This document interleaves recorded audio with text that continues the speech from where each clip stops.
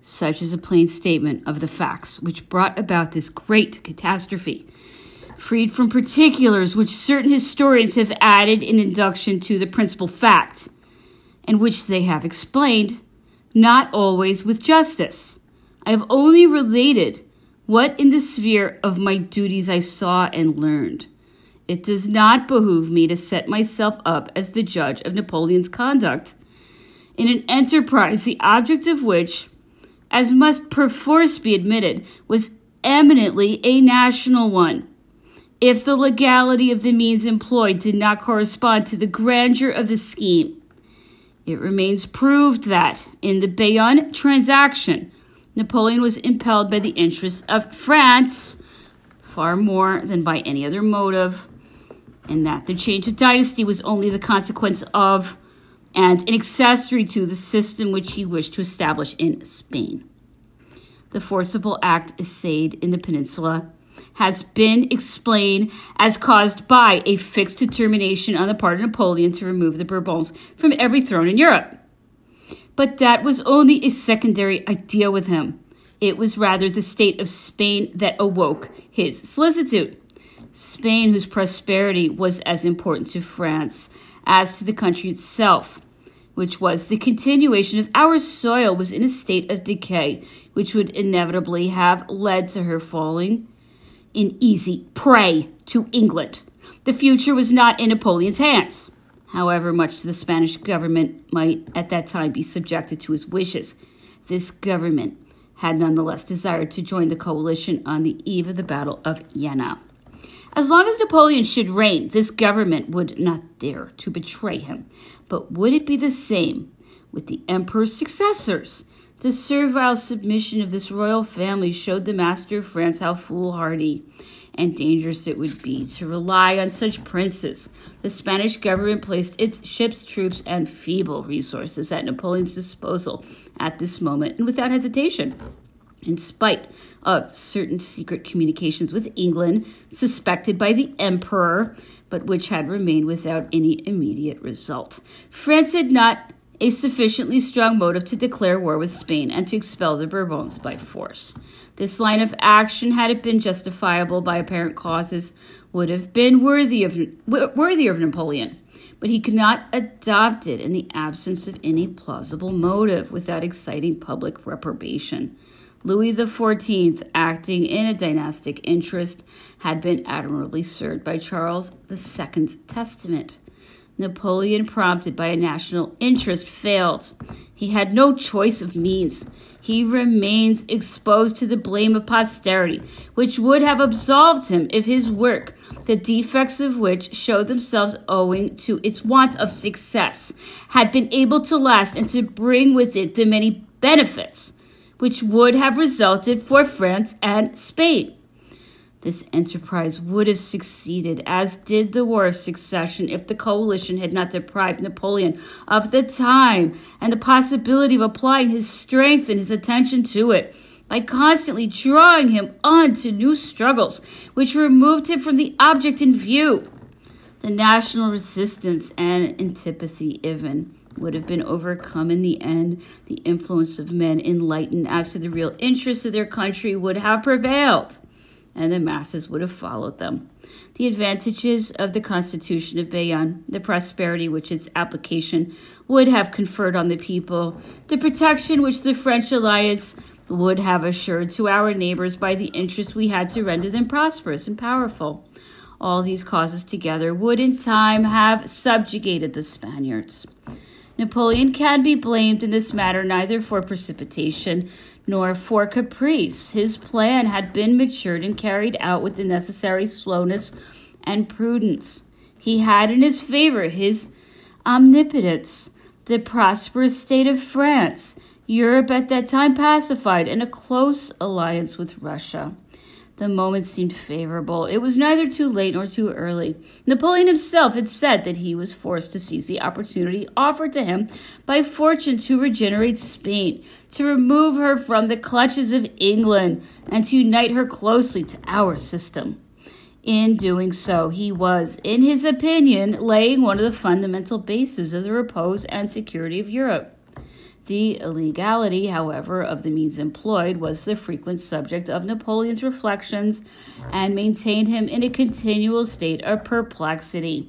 His mind revolted against perfidious conduct, for he had an instinctive loathing for crooked and tortuous ways. He hesitated for a long time between various lines of action. He had thought of a family alliance, but nothing is more precarious than a political marriage. Another plan was to take, in guise of pledges, the Spanish provinces on this side of the Ebro, but that would have deeply offended the inhabitants of these provinces and would have kept them continually ready to revolt. He was forced to go back to the plan of dethroning the reigning family. The events that crowded on disposed of the emperor's resolutions. An outraged father, supplanted by his son, abandoned by his people, urged on by a fear for his own safety, by the necessity of having recourse to the protection of his ally, and by the fear with which the violence of the factions inspired him. A guilty son, vile and nerveless, dominated by evil passions, both came to throw themselves into Napoleon's arms. This combination of extraordinary circumstances, the news of the Madrid insurrection, which had been encouraged by Ferdinand, an insurrection the course of which Frenchmen had been massacred in the hospitals and in the streets, all these things together urged the emperor on. When he saw the Spanish princes at his feet, and he had gauged their worthlessness and weakness, Napoleon considered himself an instrument of Providence. The scandalous scenes which he witnessed amongst the members of this family deprived him of all confidence in the stability of an alliance with these princes. The old king refused to return to Spain. Could Napoleon, even if he had been so disposed, force this prince to resume his crown? King Charles's antecedents, his impotence, the aversion which he had provoked through his favorite, made the emperor see only too clearly that such a restoration was not practicable. Should Ferdinand then have been sent back to Madrid? But that would have meant handing Spain over to England and to the parties which were hostile to France. Napoleon confirmed his resolution in consequence to confide the destinies of the neighboring kingdom into the hands of a Frenchman. The generous wish to rescue so interesting a nation from the state of decay to which it had been reduced by the government of a degenerate race of kings had as much to do in forming Napoleon's resolutions as the necessity of putting an end to a line of policy vacillating in the present and certain to be hostile in the future. The emperor sent a pressing invitation by courier to King Joseph to come to Bayonne. In the interview which he had with his brother at Venice in 1807, Napoleon had spoken to him of the various chances which might be brought about by the dissensions of which the Spanish reigning house was divided, but without expressing any definite idea on the subject at the time. Napoleon went to meet the King of Naples, Joseph, on his arrival at Bayonne, informed him of the views he entertained concerning him, and urged him to agree to them. He had hoped that Lucien would have accepted the conditions which he wished to impose on him at Mantua. If Lucien had been more docile under his demands, Napoleon would at this time have placed him on the throne of Naples, which was given to Murat, the Grand Duke of Berg. Whilst awaiting the arrival of his brother Joseph, Napoleon occupied himself with providing that the Spanish colonies should remain faithful to their allegiance. With this object in view, he had sent out from the various ports of Spain, Portugal, and France a number of light ships freighted with arms and munitions and carrying proclamations to the ports of southern America. The emperor also ordered reports on the state of the Spanish finances, army, and navy to be laid before him, and gave orders that a subsidy of 25 millions taken from the funds of the extraordinary domain should be advanced to the Spanish treasury to meet the most pressing needs of the country. And finally, he ordered the dispersion of the Spanish troops in the peninsula and the distribution of the French soldiers over various parts of the territory at the points where they were most needed to be in readiness to check the first attempts at insurrection. Napoleon had understood that a change of dynasty could not be effected without the intervention in some form of the Spanish nation. And that is the reason why he desired to convoke to Bayonne an assembly of leading men in the various classes of the state. He introduced his brother Joseph to the most influential men, who all offered him their services and hailed him as the regenerator of their country. The result of this assembly of Spanish notables was a constitution which contained all the elements of the regeneration of Spain.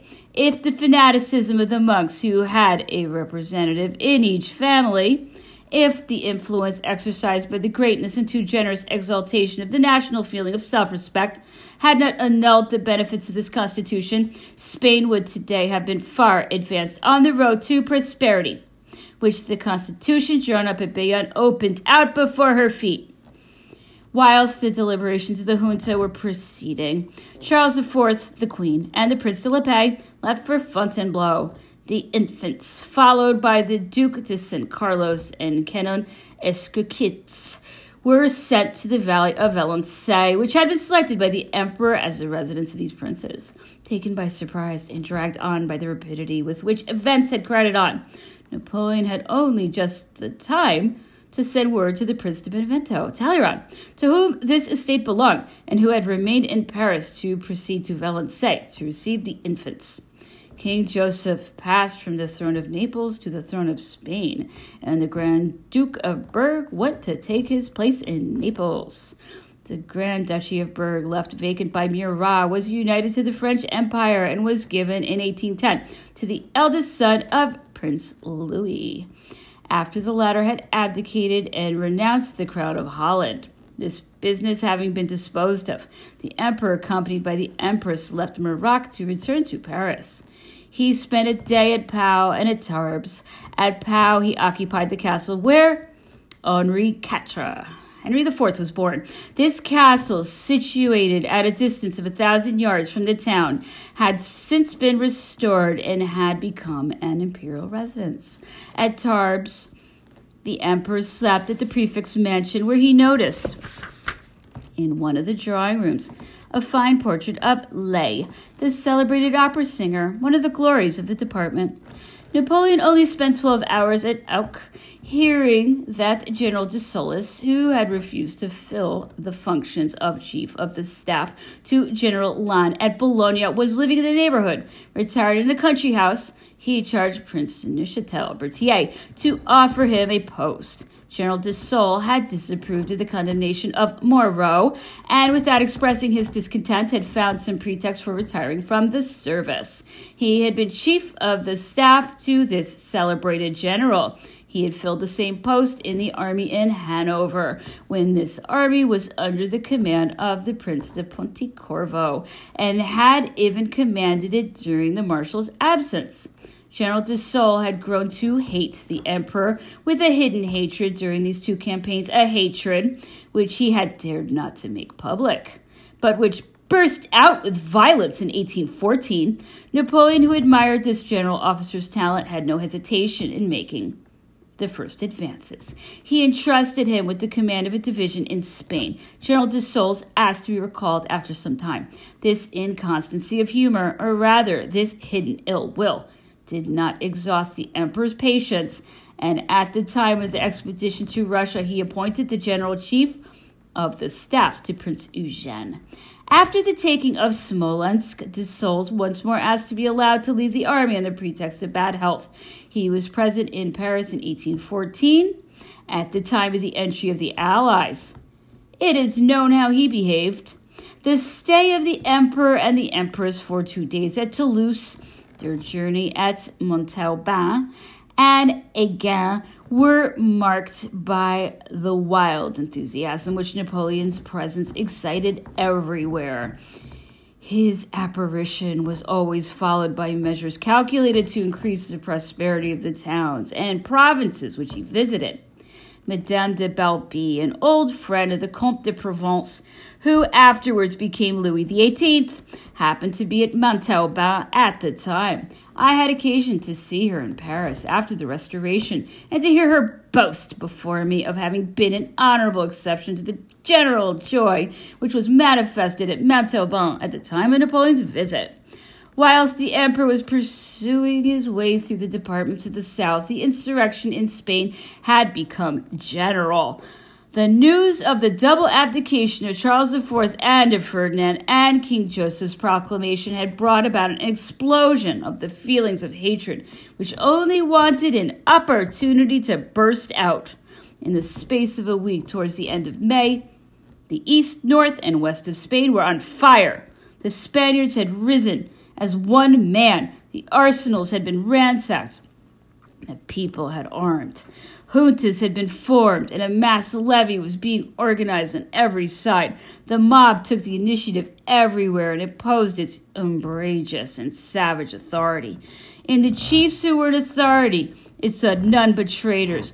Most of the captains general were murdered because they refused blind obedience to the riotous passions of the mob. The least hesitation was punished with a cruel death. Enlightened men, both military and civil, who feared reprisals from France and who, satisfied with the fall of a shameful government, looked for the reform of abuses and the benefits of a government which was anxious to cause its usurpation to be forgotten, essayed to calm the fury of the mob. They fell victims to their own wisdom and patriotism. The furious mob pursued them into refuges most worthy of respect, murdering them in the arms of their own soldiers or of their own families. Their bodies were dragged through the mud. Their heads were carried at the end of pikes. The remnant of the French fleet, which had escaped the disaster of Trafalgar, had taken refuge in the port of Cadiz. When this insurrection broke out, this feeble squadron, having lost all hope of being rescued by General Dupont's corps, hemmed in by the English and Spaniards, was obliged to surrender at discretion to the latter to escape destruction without revenge. The fury of the Spanish mob kept increasing, and they excited the rioters to treat our unhappy prisoners with the refinement of unheard of ferocity. They crucified some of these wretched soldiers to trees. Others were hung up and fires were lighted beneath their feet. Others were buried alive. Some were sawn. I can't even read it. The pen refuses to record the acts of horrible and inhuman barbarism which these cannibals indulged in towards their unfortunate victims. Women and children were treated with the most abominable cruelty. It was whilst at Bordeaux that the emperor heard the sad news of the capitulation of Bailen. The dishonorable conditions of this capitulation, the unworthy conduct of the Spanish generals, who, not satisfied with insulting them, had refused bread and water to our soldiers, who were dying of hunger and who were choking under the burning and implacable sun. All this desolating news filled Napoleon with indignation and grief. These feelings reached their highest pitch when he heard how horribly the ferocious mob had treated those of our soldiers whom it could not kill, pursuing them all along the roads with stones and knives. Able-bodied, invalid, or wounded soldiers, not one of them had been able to escape the most revolting and most ignominious treatment. To crown these horrible excesses of mob fury, the junta of Seville refused to recognize the capitulation, declared the French prisoners of war, and had them conducted to Cadiz, where they only reached after having faced 1,000 dangers, pillaged, robbed, insulted, and running the risk of being murdered every minute of the day. This disastrous day of Bailen, during which 20,000 French soldiers had marched past and laid down their arms before their enemies, who had always fled before them in the open field, was a reverse without example in the military history of the New France. It put a stain on our arms and dishonored the glory which till then they had enjoyed. It struck a most serious blow against our prestige in Spain. This unexpected success indeed electrified the Spaniards and dragged into the revolution those who were still hesitating. Napoleon was thunderstruck by this unexpected blow. A brave army had been struck by fate, and a spirit of dizziness had disabled its leaders. How, indeed, can so fatal an error be explained on the part of a general, General Dupont, whose military career had been most honorable and often brilliant, and for whom the emperor destined in the future a marshal's baton? On the part of another general officer of the highest merit, General Marescot, who till then had been esteemed and appreciated by Napoleon, and finally on the part of General Vidal, who had distinguished himself by brilliant feats of arms before Ulm and at Friedland, but whose misfortune it was to be too loyal to military discipline. To crown all, one of the emperor's equerries was one of the staff officers of this army and had been sent there on his request to enter the military service. His capacity as an officer of the imperial household had given him, in this deplorable occurrence, a role of confidence and a kind of ill-considered authority, which had been fatal. General Marescot, chief inspector of engineers, happened by chance to be at the headquarters of the Dupont Corps, charged to reconnoitre the fort of Cadiz. He had been forced to follow the movements of this corps in consequence of the insurrection of the province of Seville. He was present at the affair at Baylen, and yielding to pressing instances, he had consented to undertake to negotiate for a capitulation. He had proceeded at once to Castañon's camp, dressed, it is said, in the Spanish uniform, for what reason is unknown, and had signed at the bottom of this shameful agreement a name which till then had been without reproach. The necessity of making an example forced the emperor to punish this general. He was dismissed from all his commissions. His wife shared his disgrace and lost her place as lady-in-waiting to the Empress Josephine. Although Napoleon felt very sorry to have to act with such severity towards a lady whom he esteemed, Madame Marescot was forced to understand that it was no longer impossible for her to remain at the palace any longer.